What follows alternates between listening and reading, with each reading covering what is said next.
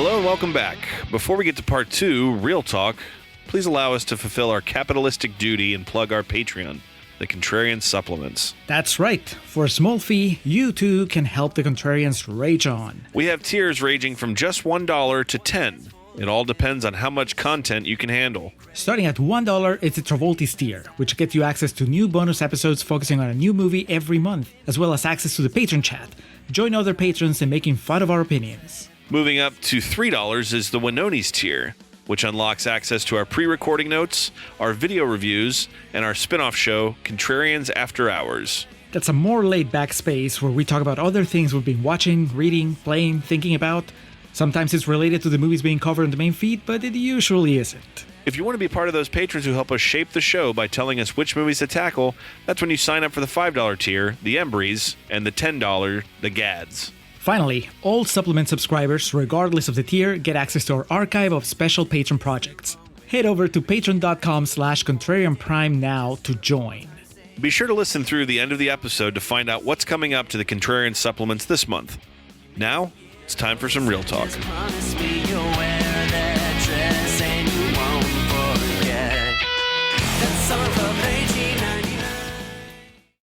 Romeo.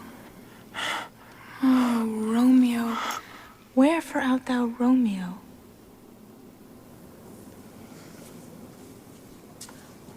Deny thy father and refuse thy name. Or, if thou wilt not, be but sworn my love, and I'll no longer be a Capulet. Shall I hear more? Or shall I speak at this? 'Tis but thy name that is my enemy. Thou art thyself, though not a Montague. What's Montague? It is not hand, nor foot, nor arm, nor face, nor any other part belonging to a man. Julio, man, this was released, I think, with the intention of awards bait, because it was a November release in the U.S., and then Australia didn't get it till Christmas time.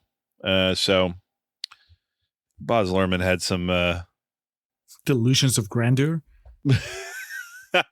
maybe some, different motives there. The perfect Thanksgiving movie, Romeo and Juliet. Maybe a little underhanded intentions with the release date here. But, man, all jokes aside, it cleaned up $150 million.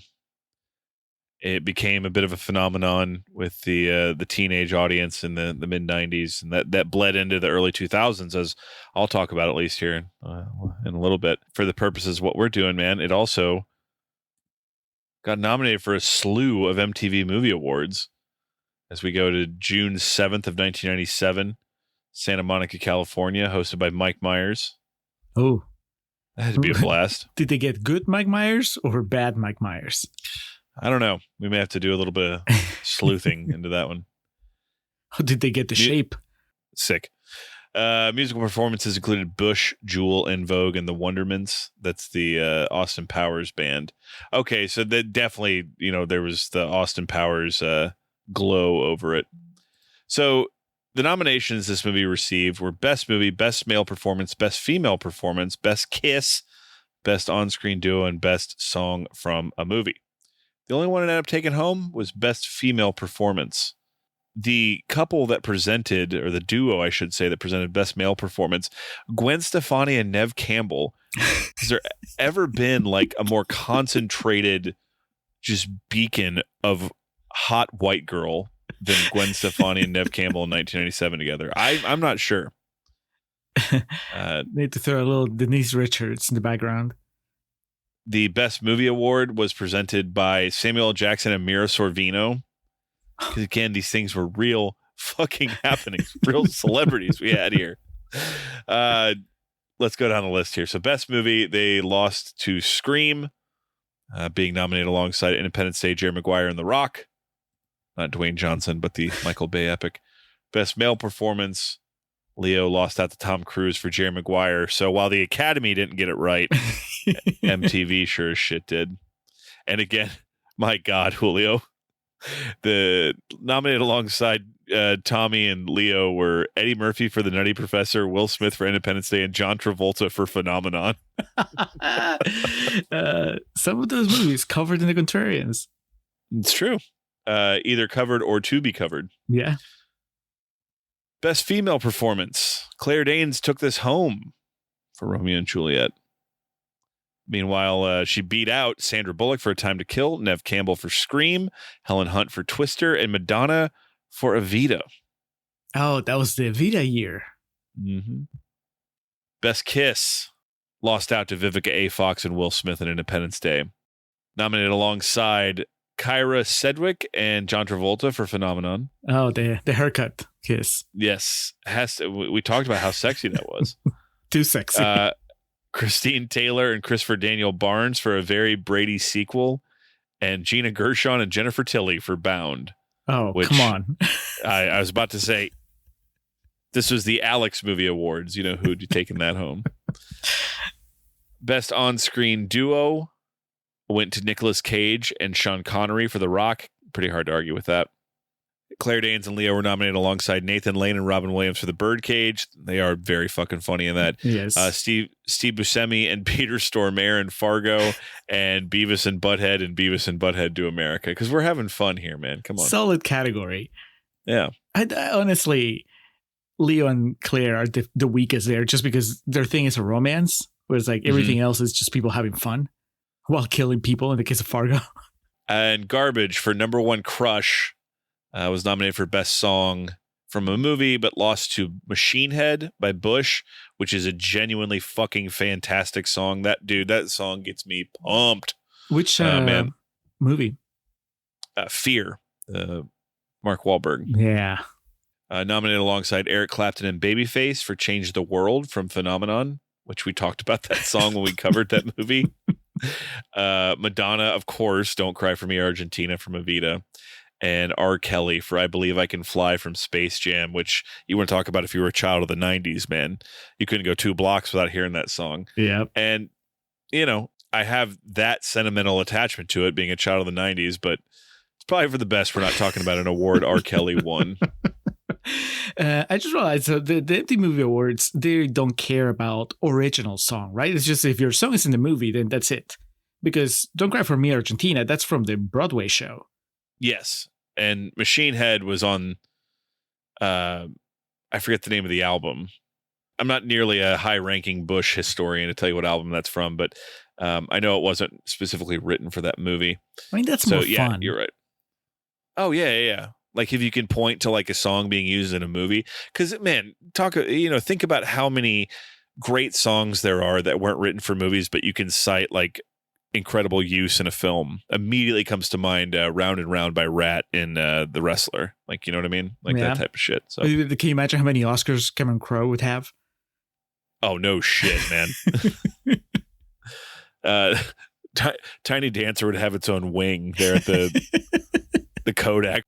All right. And the lone Academy Award nomination that Romeo plus Juliet received was for Best Art Direction. And that, in the year of 1997, went with The English Patient. Alongside Romeo and Juliet was nominated Hamlet, Evita, and The Birdcage. So not straying too far from its compatriots from the MTV Movie Awards. Just imagine Luhrmann in the back of the room, just booing. The English Patient, boo.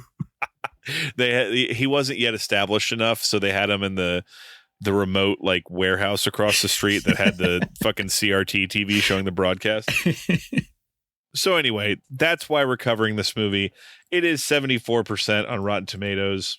I honestly don't know what my co-host thinks of this movie, but of course, before we get there, we do need to cover the nasty green splotches that brought that review down. So Julio, which quotes did you pull for us? All are punished.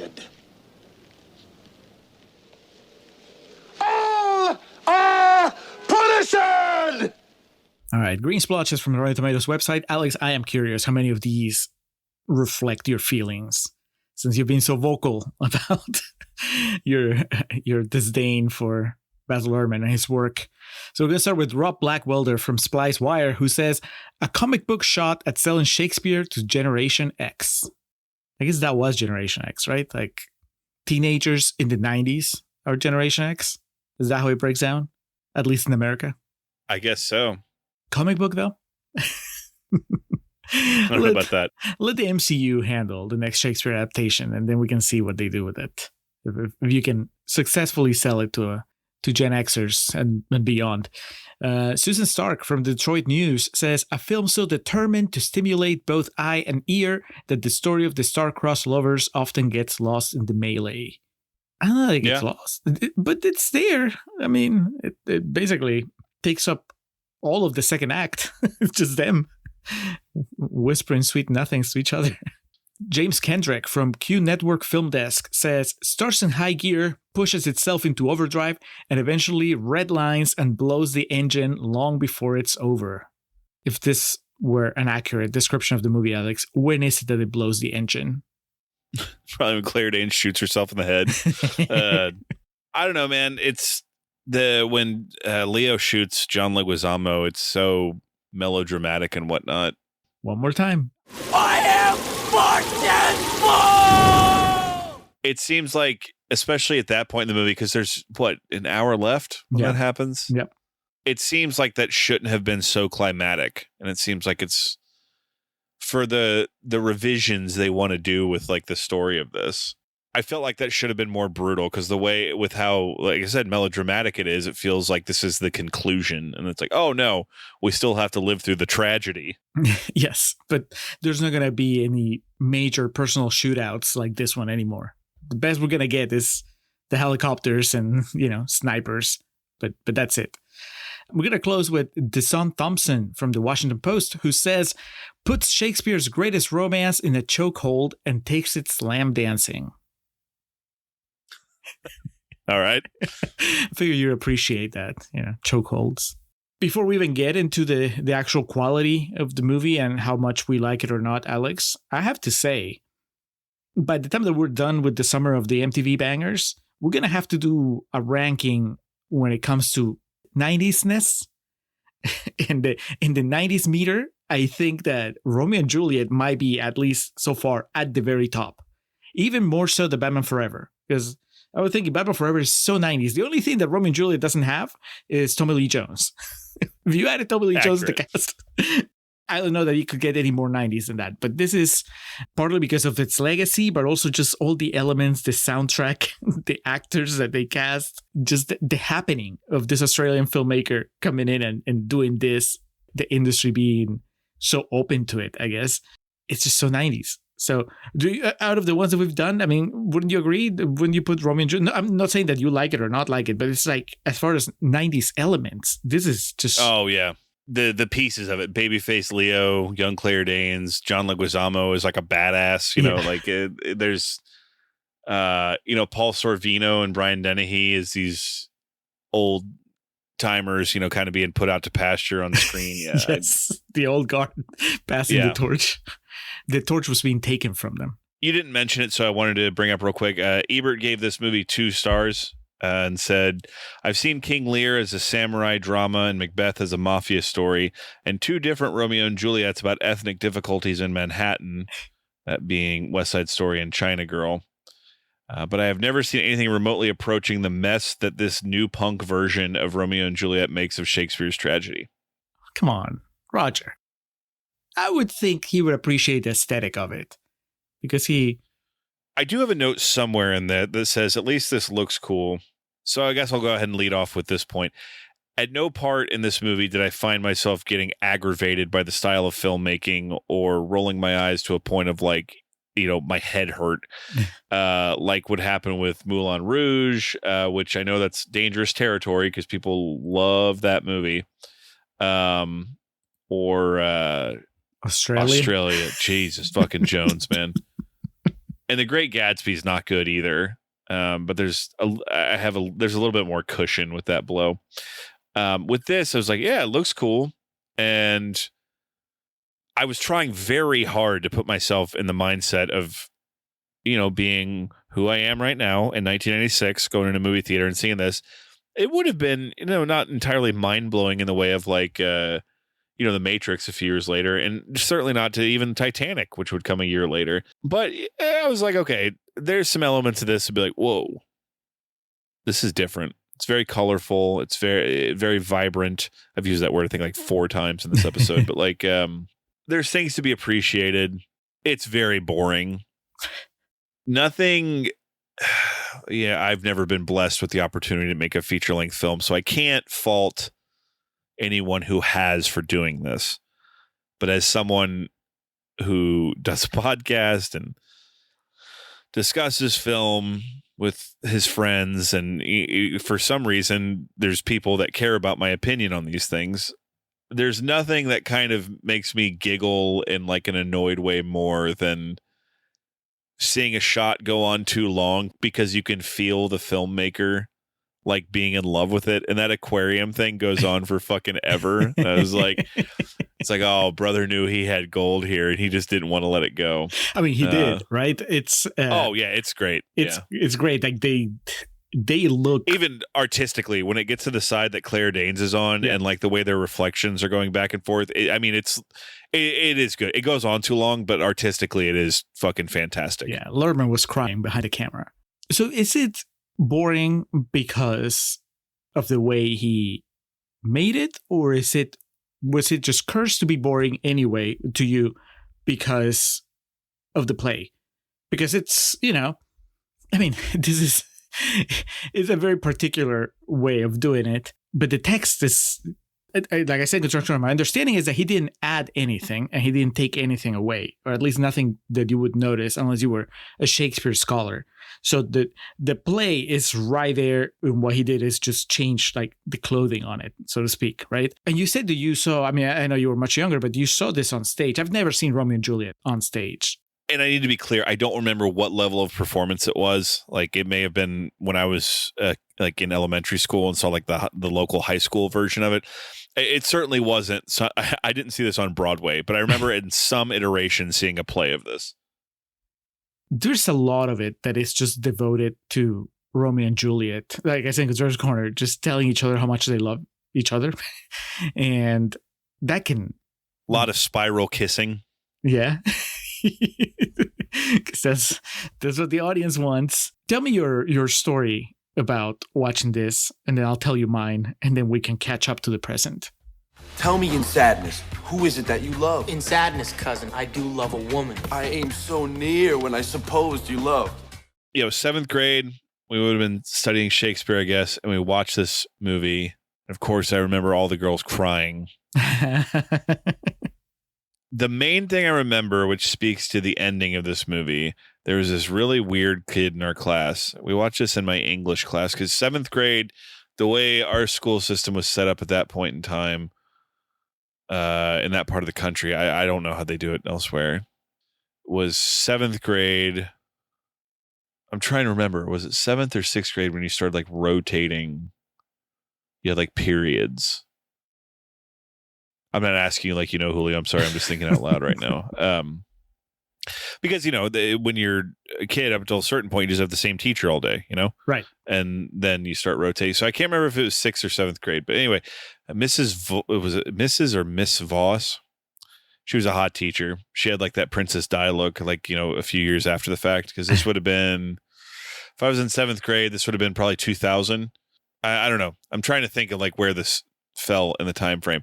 Point being, it was close enough to Columbine. There was this weird kid in our class who, when Claire Danes shot herself in the head, like raised his hand and started explaining that that's not how it happened, and her like half of her head would have been gone, and he started like explaining like the ballistics of that gun, and it was like extremely uncomfortable because, again, this is not far removed from Columbine, and sadly things have changed for far more the worse since then, but like everyone was very uncomfortable by it. And I remember him like in detail explaining like what would have happened to her head and shit, and the teacher like cutting him off. And I don't remember if she sent him to the office or some shit, but I just remember that was my main memory, is like this very like visceral description. So when I watched this again, I was like, oh yeah, it is just like she shoots herself and then lays down like peacefully. So that's kind of my weird fucked up memory of the first time, the only other time I watched this movie until today. So that's why in my head it was more violent at the end than it actually was. You're missing your classmate providing commentary. Definitely not. I remember being very scared that day, like after that, because he was like, And I don't remember any of it. And he could have been just completely full of shit, and he probably was, because he was a fucking 13-year-old kid. But he was like, he knew exactly what kind of gun it was, and was like, listing off the specs of the whole class and whatnot. And he was a fucking weirdo to begin with. So it was, I hope he's doing well now. I'm just saying, back in 2000, my memory of this was at the end of it being scared that this kid was going to bring a gun to school. That's scarier than anything that happens in the movie. I don't know. I watched this movie again today, and it was pretty scary because Knowing it that took you had 2 2 hours of my life.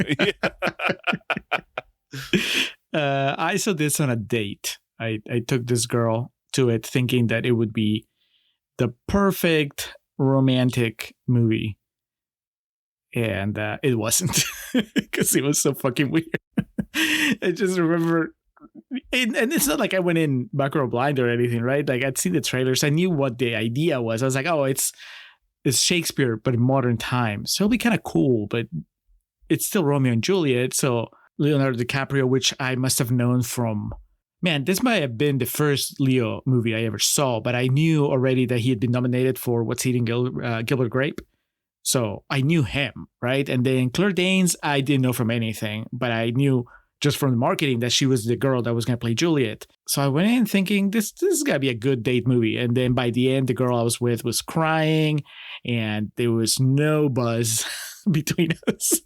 It was just kind of a miserable experience. Because on top of that, I was not really, I've talked about this on definitely on our Shakespeare in Love episode, maybe even a little bit in other instances, but just I don't have an affinity for Shakespeare dialogue. And so even when I was younger, it was probably even harder to get into it. And this movie is just, that can be such a barrier. At first, just the novelty will carry you through, especially now, watching it now, where the cast is just recognizable face after recognizable face. So that kind of, you forget that the dialogue is so weird, and instead you just enjoy the parade of that guys and well-known actors and people that will go on to be huge stars. But at some point that stops, and it's probably around the time that Romeo and Juliet start falling in love, and then it's just Leo, Claire, you, and Shakespeare dialogue. And if you can't keep up with that, then it can get harsh. And it was definitely rough for me back when I saw it. I was 17, I think, 16. What was this? 96, right? So I was 16. And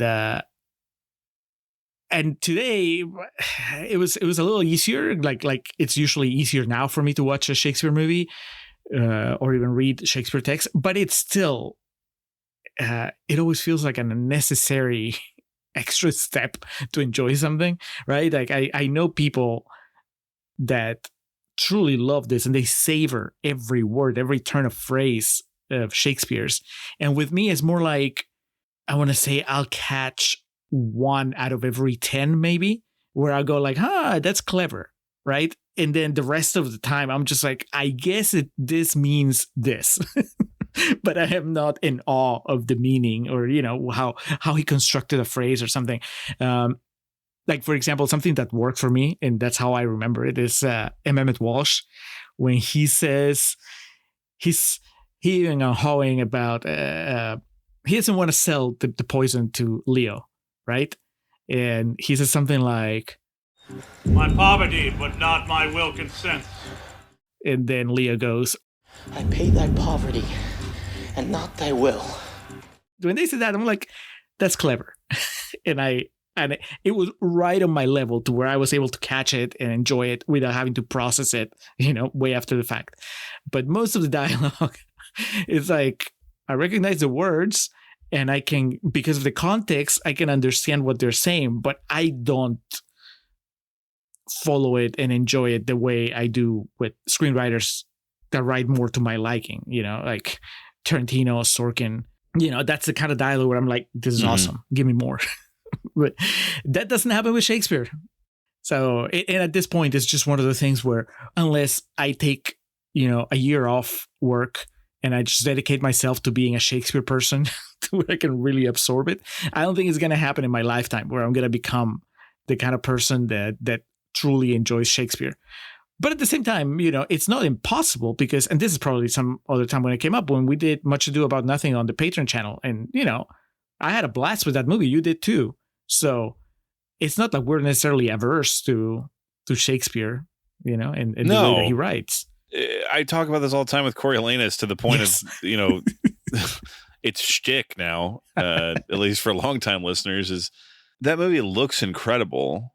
And the story is tragic and like the acting is very good, but it's like Shakespearean dialogue based in a modern setting. And there's a part of my brain that just doesn't connect that in a way that, a lot of people do. And similar to this is they're at a gas station, and talking in Shakespearean tongue. Obviously this movie is endured. There's plenty of people in our age range, Julio, that, that you ask them a movie they love from their childhood, they would say this, or, a movie that was influential or what have you. But there's just a part of my brain that doesn't really work in connecting those two things. And then I just end up finding myself bored. I guess, Much Ado About Nothing, that movie is based in, compared to us, primitive times. And there's the wardrobing and like the scenery and all this shit seems like, oh yeah, it seems like they would talk that way then. Dude, we can almost parallel this because now on our Patreon, we have our discussion about Brawl and Cell Block 99, where we talk about S. Craig Zahler's way of writing dialogue does not work for the most part, yes. Placed in a modern setting. But in Bone Tomahawk, it's like, yeah, sure, why not? And I'm not saying that's universal, but for you and I, and I if I'm overstepping my bounds for by speaking for you, just let me know. But it seems like you and I have difficulty with this antiquated style of speech being placed in contemporary, like, storytelling. You know what I mean? But as soon as you put it contemporary to its time, we're like, fuck yeah, let's go. You're right. Much Ado About Nothing is a blast, man. I'm not saying that's, and I want this to be stressed here, I'm not saying that means it's bad or wrong. It's just a style of presentation that my brain just doesn't. It's like an extension cord that doesn't reach all the way. So like the plug and the adapter are right there, but I can't plug them in, so my brain doesn't connect them all the way. And so like watching this, I'm like, whatever. And then on top of that, it's a Baz Luhrmann film, so I'm like, ugh. And you may be onto something though, because I have seen, and I know I brought it up at that time, I have seen the Joss Whedon adaptation of Much Ado About Nothing, which is set in modern times, and that did not work as well as the classic from Kenneth Branagh. So, my God, and you have on your front lawn, you have a bronze statue of him too, so that's pretty impressive. Let's not overstate that, because Joss Whedon has fallen from grace recently. I want people to think that I am a bigger fan. That was an Avengers joke. I'm sorry. Oh no. Yeah, no, I have a Captain America statue. Yeah, that's right. That's right. I think that's part of it. That might be part of it. I'm sorry. No, I was trying to think of the joke where you pull the Martin Scorsese statue down, like the Saddam one, like, after he said the shit about the theme park. I think that's probably an element of it, Alex, but not all of it, because I've also seen Kenneth Branagh's Hamlet, and I think I've told you about that at some point, and I was pretty bored. And I watched the 2-hour cut. There's a 4-hour cut that I haven't touched. So there is also something, a little bit of a just resistance and some issues I have with just Shakespeare's tone in general. I know I've watched Othello with Kenneth Branagh playing Iago, and that was kind of like a little better, but at the same time, it's just not my go-to. Which, now that we're in real talk, the question that I asked at the end of Contrarians Corner, I am trying to answer it. Like, I've been mulling it since the movie ended. Just the idea of what do you gain, right? And what did Coriolanus gain by putting itself in modern times? Like, as you said, that's like a war movie, right? Yes. Yeah. Do you think that the movie benefited in any way from? Obviously, it didn't, in the sense that the dialogue felt weird. But was there something gained by putting it in modern times? I didn't think so. And, that movie's fucking loaded with prime talent. Like Jessica Chastain's in there, Vanessa Redgrave. Ray Fiennes, obviously. And Gerard Butler's even really good in that. I feel it's an artistic decision that they, and listen, it's close to 15 years old. And the idea that a movie like that getting funding and, putting a bunch of A-listers in there and just seeing what happens, like, I beg for something like that to happen today. But I remember watching it at the time and just finding it pretty boring. Because another thing too is like, oh man, this makes me sound so uncultured. The emotions that, like when Leo in this movie specifically battles like the emotions of his friend dying, or then like, killing a guy in the heat of passion, or expressing his love to this girl that he's met and is just fucking smitten with, over the moon about. I've never killed someone, but like I can relate to the emotions of getting really mad and doing something in the height of anger, or being just head over heels about a girl that you just met. And so I get that, but I can't relate when they start talking in this way. I'm like, that's not how people talk. I think maybe I honestly, and not to get sidetracked too much, but I don't think that, he's so young. I think that he goes a little overboard, DiCaprio, that is, in those moments, like the emotional moments. I felt like there was a lot of yelling. Oh yeah, he still hadn't found his like complete footing as an actor yet. Yeah, so I think that's also, when they kill Mercutio, and then when he kills Leguizamo and he's just screaming, I was like, I get it, but it also feels like you're just screaming to cover the fact that you're not feeling it. Either thou or I, or both must go with him. Either thou or I, or both must go with him. But I guess what I was thinking is that, I mean, you don't have to necessarily have a purpose beyond, well, let's see what it looks like when you put it in modern times. And maybe even your thesis is, and I've heard people say this all the time, right? That Shakespeare tells such universal stories that technically, you should be able to easily transplant them to modern times. I think that you're trying to make it a little extra when you also don't change the dialogue. But, West Side Story is a good example of an adaptation. Absolutely. Of it, and that's how you do it in a way that's, I think, a lot more palatable, easier to process for me. But even so, let's say that you just want to translate it with the text unchanged because you want to also honor the text, and you are taking a leap of faith and giving the American public and audiences, I guess, all over the world enough credit to say that, what, it's such a powerful story that is going to transcend the fact that this is not how people talk.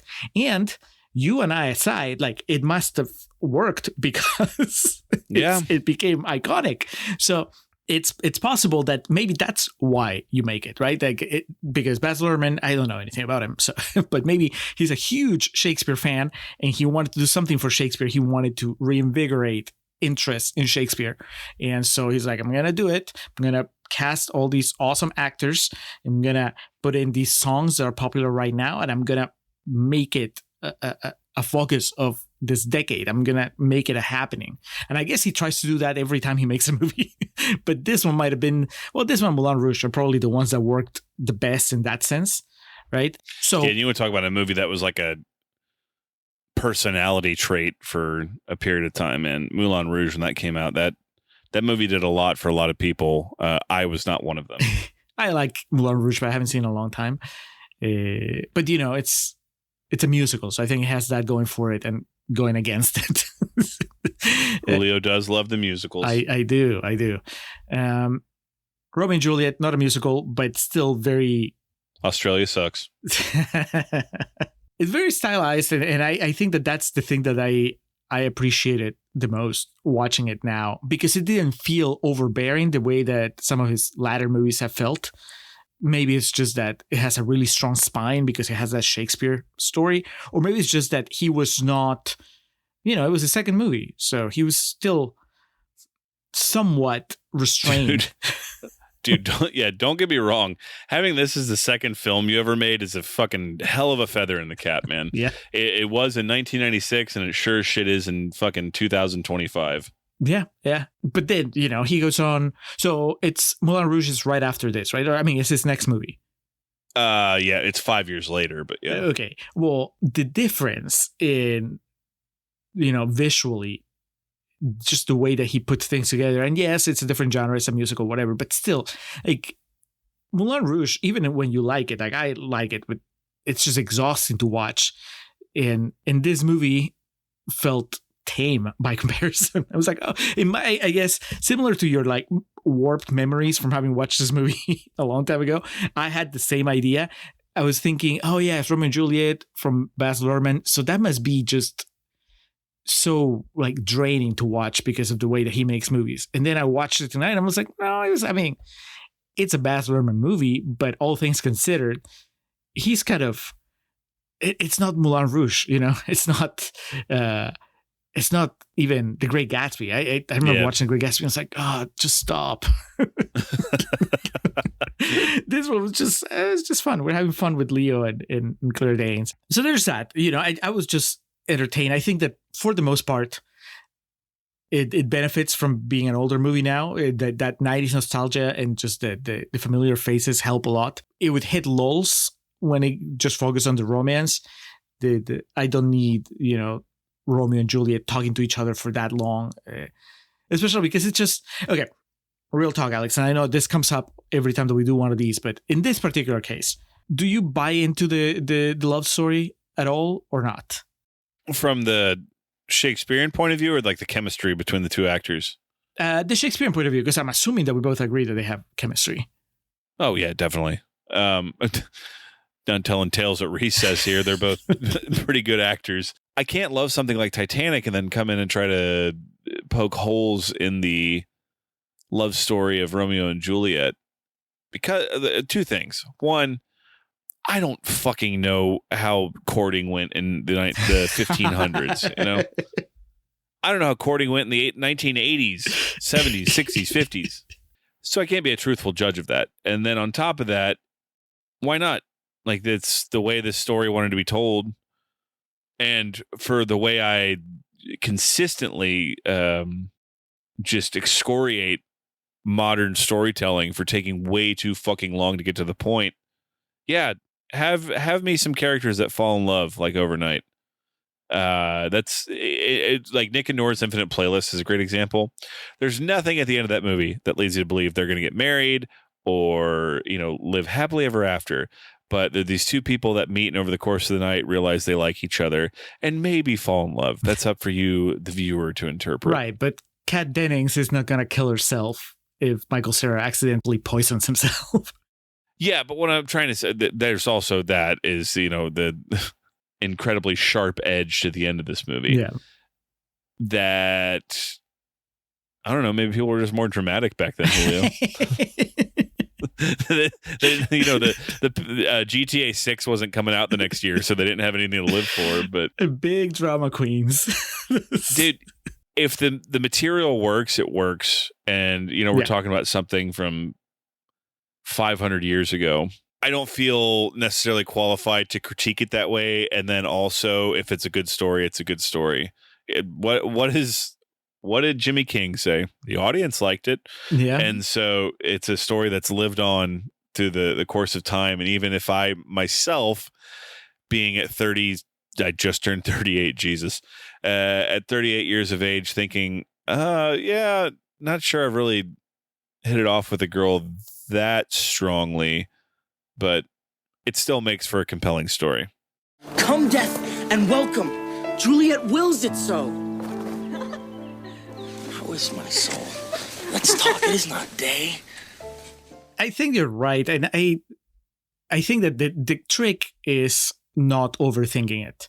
And when the story works, like you said, then you don't overthink it because you don't have that time to overthink it. You just let it carry you. And I think that the thing where this movie might have a problem or makes it a little harder to not overthink it is that when you place it in present day, then you're taking away that one element that you were using as an excuse, right? I was like, well, I don't know what it was like all those years ago, but I know what it was like in the 90s. So, but I've always, anytime it comes up, I'm like, yeah, Romeo and Juliet, macro picture, it makes sense because they're teenagers and teenagers are so dramatic and so on, right? And so I remember, having very, very intense crushes when I was a teenager and, being. Oh, dude. Yeah, I'm not going to go into detail here, but you know me. I've fallen in love overnight with girls before, man. So, yeah, I'm certainly not one to cast judgment. Right. It's just that there's they get married the next day. And then, it's such an extreme situation. But then what I came to was just that this starts as a play, and there is a different.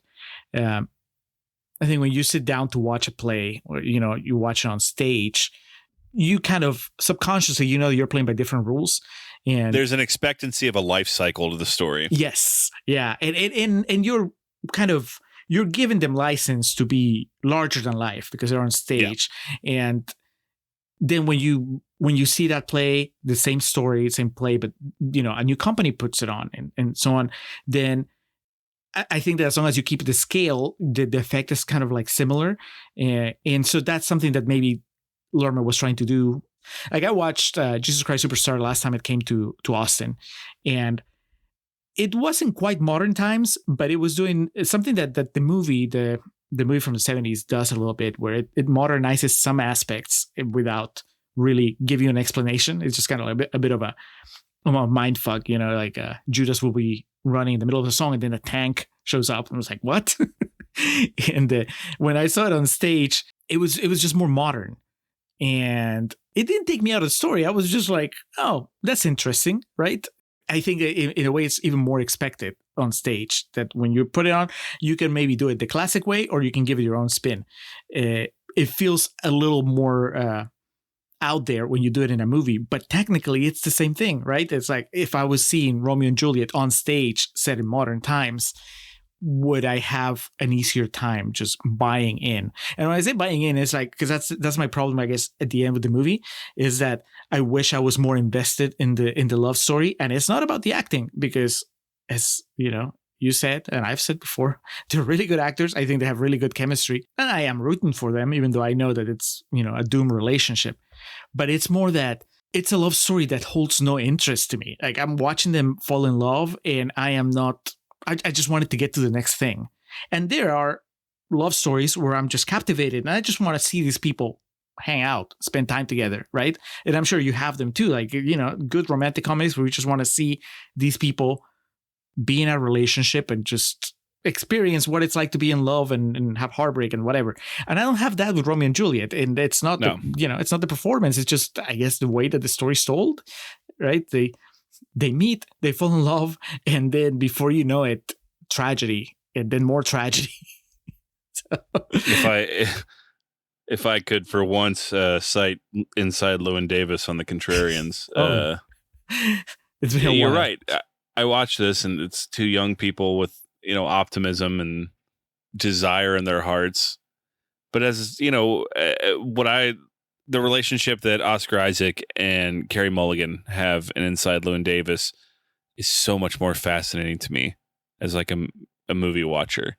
So watching this, it's like, yeah, but you're fucked. You got unrealistic expectations, and you're going to get to this point. And there also needs to be something said that we haven't covered so far. If you've paid attention at any point in your life, you know what the ending of Romeo and Juliet is, and you know what the ideal of Romeo and Juliet is. The tragedy, but also the idea. And dude, this is something that so many people for centuries have based their idea of love off of. Yeah. Oh, we're not supposed to be together, but we are. And I think past the age of maybe 12, you're going to know how any iteration of this story ends.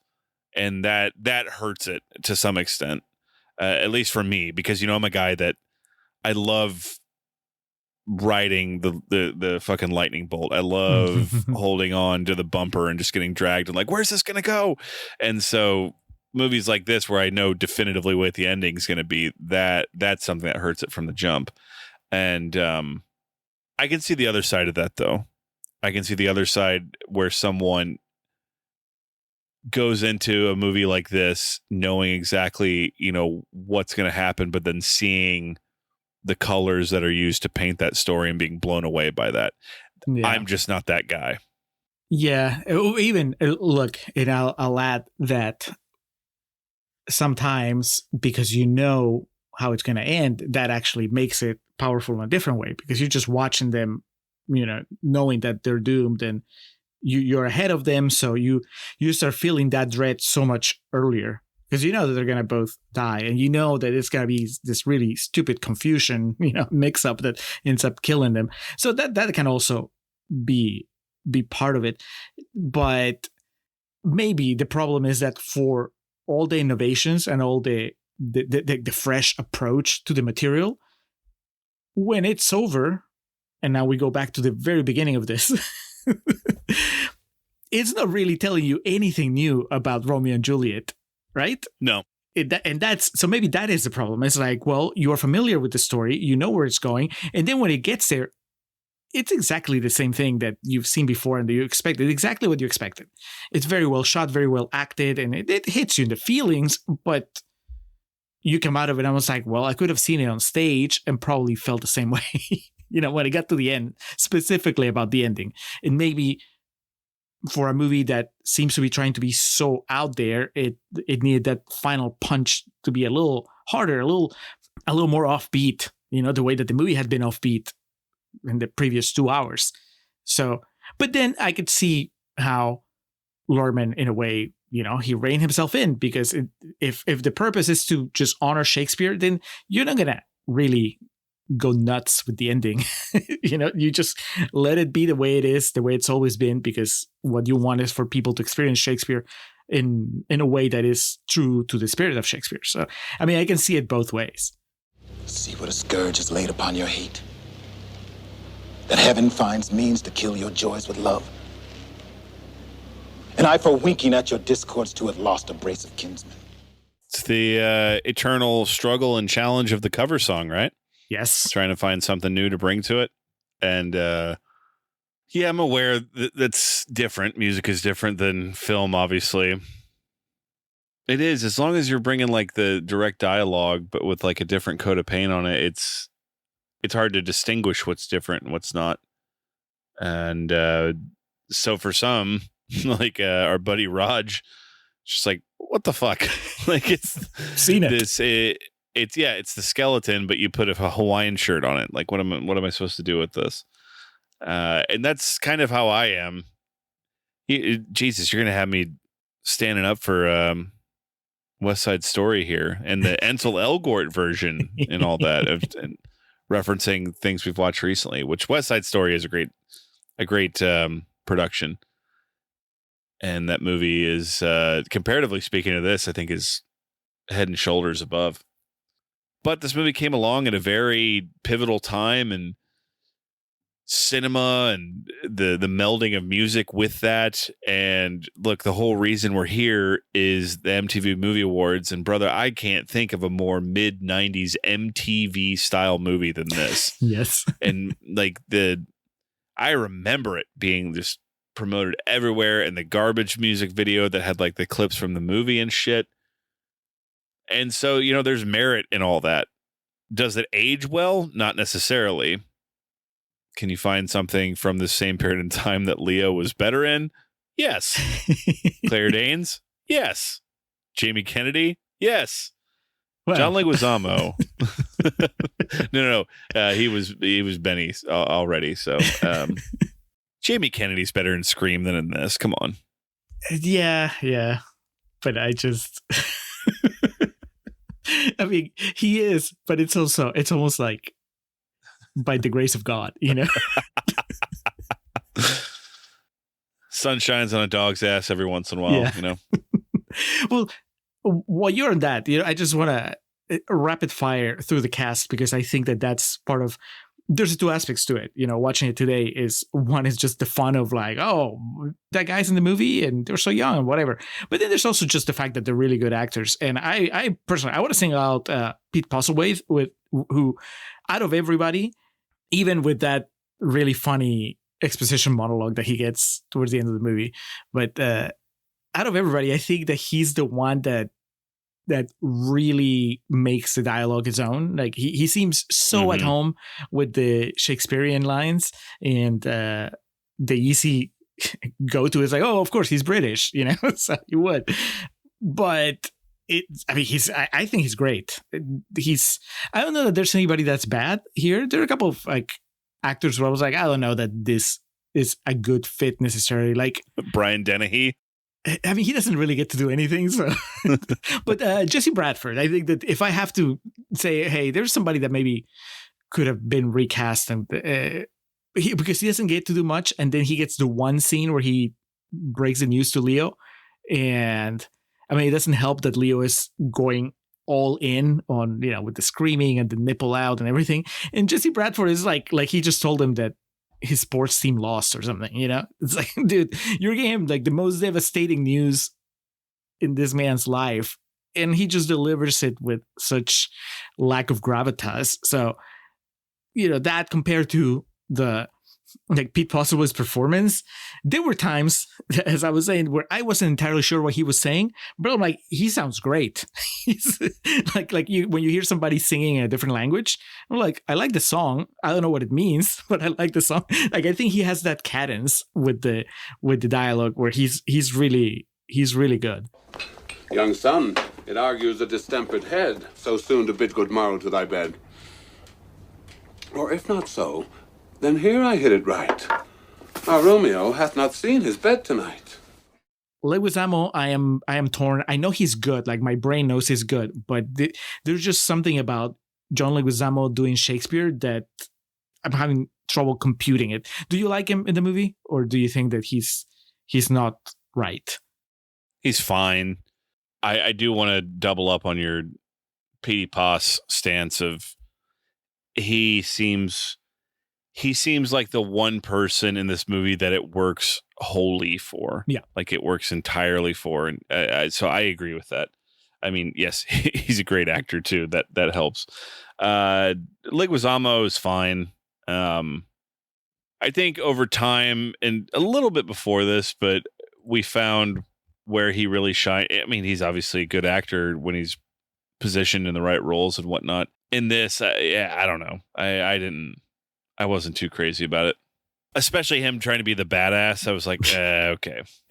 I think it's like a style over substance more so than anybody else in his case, because Mercutio, Harold Perrineau, I think he's great too, and but he is as stylized as Leguizamo, but I think that he fits the role better. He seems more comfortable. A good example is The Menu. That's the most recent Leguizamo experience I have, where he's like kind of a shit in that movie, and weaselly, I think would be the way to describe him. And in this, him trying to be like the fucking, he's like, essentially John Wayne in some aspects. And it's like, all right, calm down. Well, I'm sure he had fun shooting it. His guns. I'm sure everyone did. This movie was probably fucking awesome to make. Because Baz Luhrmann, he's only made 6 movies, but if he was an awful filmmaker to work with, we would have heard it by now. So, yes. If Nicholas Winding Refn was awful to work with, we would have heard about it too. Well, that's Lars von Trier's made more movies than Baz Luhrmann, and I'll leave it at that. This movie looks like, if you were an actor on it, it could have been a fun time. And that's always, at my age now, too, when I watch movies, that's a big takeaway, is because we talk about it all the time. When you read about or you can tell someone's miserable making a movie, that's got to be such an awful experience. You work your life to reach this goal of being an actor, and then you make this movie, and it's just, you're unhappy the entire time. We were talking about Batman Forever. Yep. That would suck. And with this, if there was any big problematic story, I think we would have found it. So, hopefully it was a good time for these people making this movie. It's a movie that certainly just fucking via osmosis was a part of my childhood. And now rewatching it in my 30s, it's okay. I feel like our grades, whatever they end up being, are not going to matter in the history of the world, because in the end, this movie it has a legacy that I don't know that you can ever like take it away. It's just it's a Romeo and Juliet from the 90s with DiCaprio and Claire Danes, and it's like that's what it's gonna be forever, and it's gonna be remembered. And some people might be like you and me have memories that don't quite match the reality, but in the end, it's still there. Like if you were there when it came out, then you just know it, and it lives with you. You know, it's which is pretty impressive. I guess you can nitpick it all you want, but at the end, it worked on a level that most movies don't. So there's that. Before we close here, do you know who was originally cast as Juliet? Jennifer Aniston. Romeo.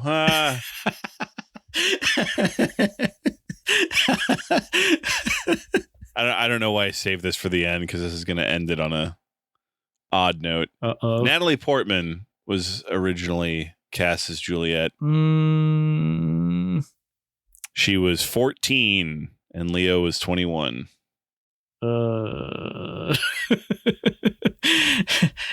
Well, I mean that part, the age gap aside, which of course is a big deal, but I'm just thinking of Natalie Portman as an actress.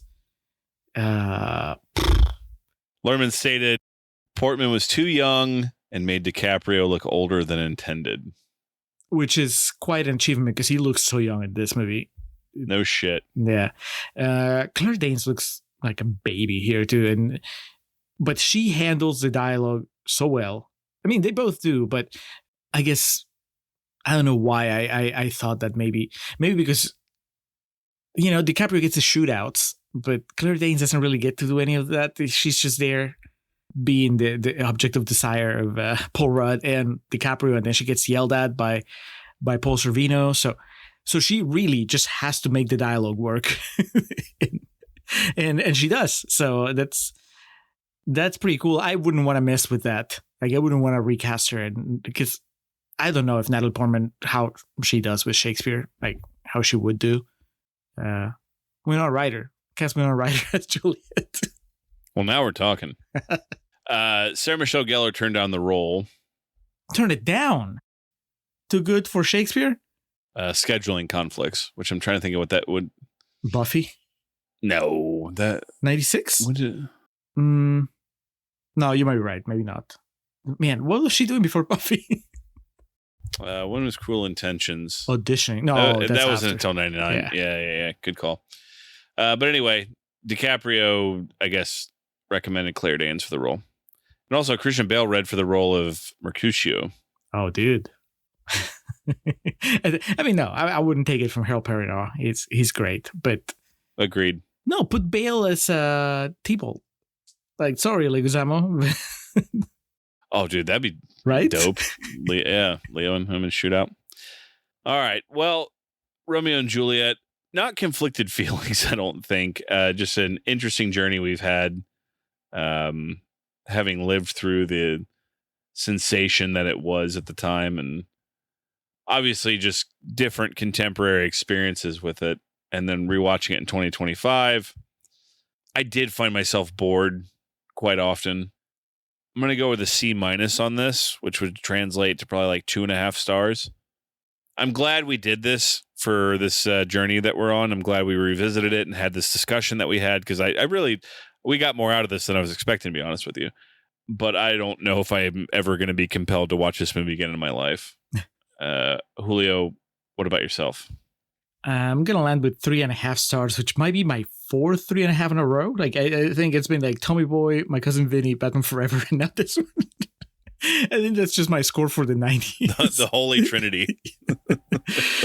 It's it kept my interest. I had a good time. I didn't get bored. I just got restless. I just, like I said, there were times where I'm like, I get it. You guys are in love. Let's move on to the next thing. Especially because that's one of those instances where, yes, knowing the story and knowing how closely they're following it, I was like, I know exactly what happens next. So I need you to fast forward to like the cool stuff.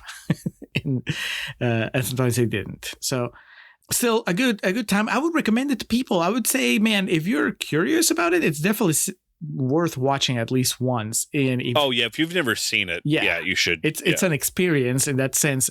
And then if you're a Shakespeare person, man, why not? Pretend you're going to the theater, like to the stage, and but instead you're watching this play by Baz Luhrmann on the big screen. It's a good time, and like I said, the cast is just so much fun. Just watching all these people doing Shakespeare is worth it alone. So 3.5 for me, C- for Alex. Baz Luhrmann could have and would have done a lot worse with other movies. So this one is I would take it as a win, Mr. Luhrmann. I am forgetful! That was Romeo plus Juliet. Julio, what's up next?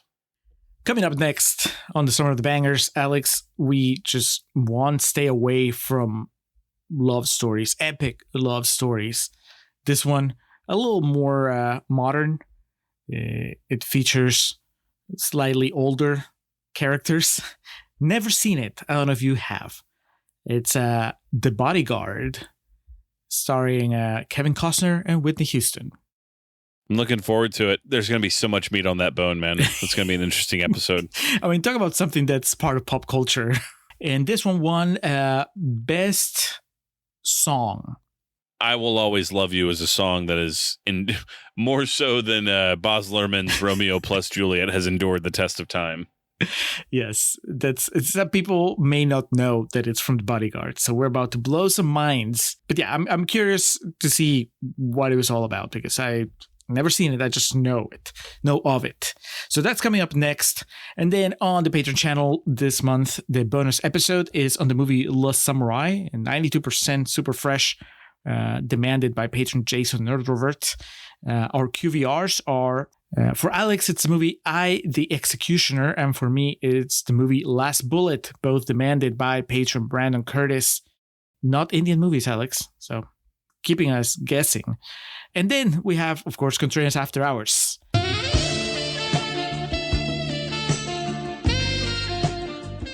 Alex, what are you bringing to Contrarians After Hours that I will also be bringing?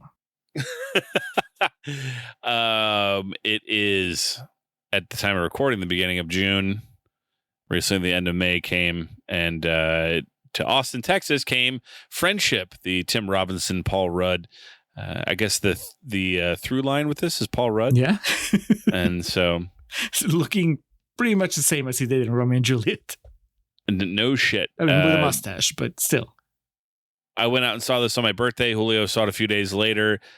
Shockingly, I think Julio's positive about it, so I'm really looking forward to the discussion. But we're going to be talking about Friendship in After Hours. Yeah. Some people have called Tim Robinson the Shakespeare of the new millennium. So we shall be looking into that. But yeah, if any of that sounds interesting, check our Patreon channel, patreon.com/Contrarian Prime. Now, Alex, let's get out of here. Let's do. Actually, when we do this episode, when you say let's get out of here, you should just put in the sound of a gun going off. Yes.